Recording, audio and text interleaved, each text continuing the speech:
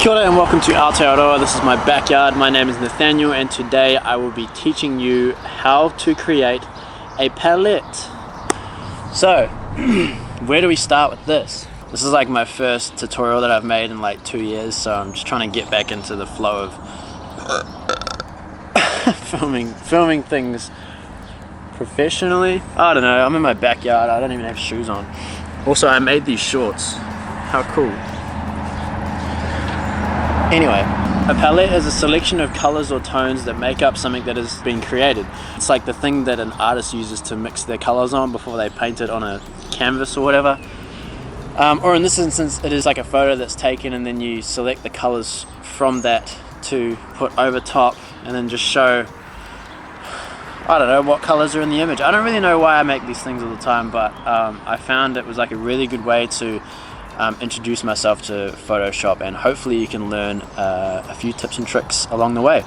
So for starters, opening up Photoshop, create new, and so we can make it the Instagram dimensions if you want to make it for Instagram, but otherwise if you want to make it for something else, that's fine too. So the vertical dimensions for an Instagram photo is 2160 by 2700 with a resolution size of 300.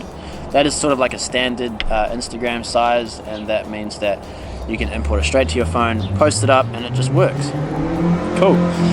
So we've got our thing here, and we'll go along to, what have we got?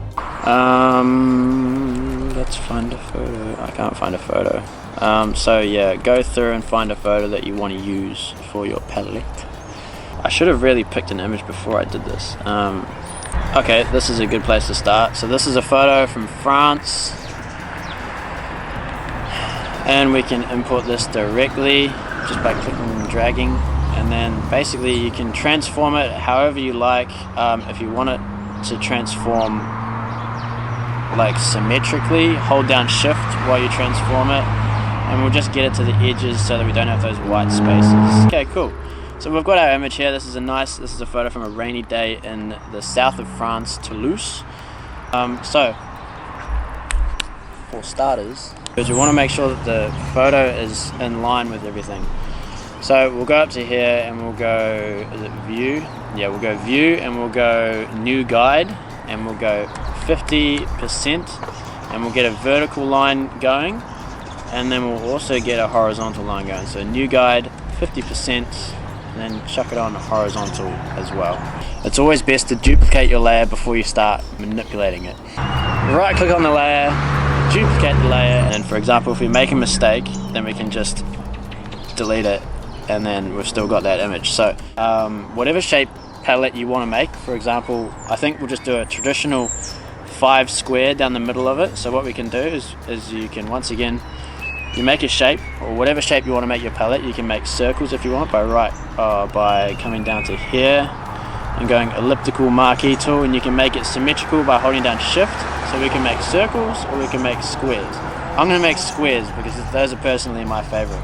Hold down shift to make it symmetrical. You make it whatever shape, you make it whatever size you want it to be. I'm going to keep it pretty simple, and we're going to make another layer by clicking this little half page thing down here. And then we come over here, we're going to use the paintbrush tool, turn the size of that up, color that square in to the point where it's not see-through. So you want to make sure that your opacity is 100, color that thing in, then you can exit off that, and then you've got a layer with just this square.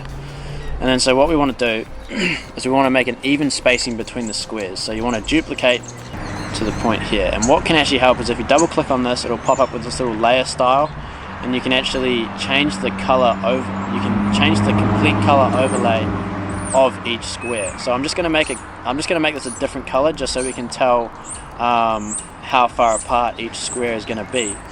And then we're going to duplicate both of these layers and then drag both of them up on top of each other. You can hold shift to make sure that they don't go out of alignment in any way. See, they've already, like, it's very pedantic, but this one's even gone out of line already, only by 1 pixel. But you know, that can, at the end of the day, if you're working on a large canvas, that can really stand out. So you don't want that. So essentially the red spaces are the spaces that we won't be using. So we can duplicate this again and then bring it. Oh, I've only got one of them. So make sure that they're both selected by holding shift, and then you can drag and hold them up here. So however many palettes you want is however many brown squares you've got. Here's we've got a whole list of random shapes, but what we're going to do is we're going to actually delete these layers. And so you can isolate the layers by right clicking on a square and then just click delete. Right click, delete. Right. Hello, Pippa. Hi. This is my dog. My dog's come to say hello. This is Pippa. Okay, I'm making a video, Pippa. Come along and you delete all the red squares that you've got, and now you're just left with 5 symmetrical squares evenly spaced on your canvas. Click shift and highlight all the layers at once, and then you can click Command T and drag it down to the point where you're happy with it. Make sure it's centered on your grid that you've already set up. You can also transform these all at once so that they sort of fit a little bit better, so there's not too much negative space on either side of the ends of your photo. Hide these all for a second. You're going to use the square tool here. So I quite like this this section of color here. I think that'll be a nice place to start. Only this section is selected. It's only going to modify this part of the image. So we're going to go filter, we're going to go blur, and we're going to go average. And this takes the average color from that selected point, and it makes a basically a palette of that color. So for example, if we do it here and we do the same thing, filter, blur, average, we get some of this. I like this brick color here. Blur, average. It's the most accurate way to make up the colors that you want in your palette, instead of just sort of guessing what tones. Bring back our brown evenly spaced squares, and we're gonna right click on the first one.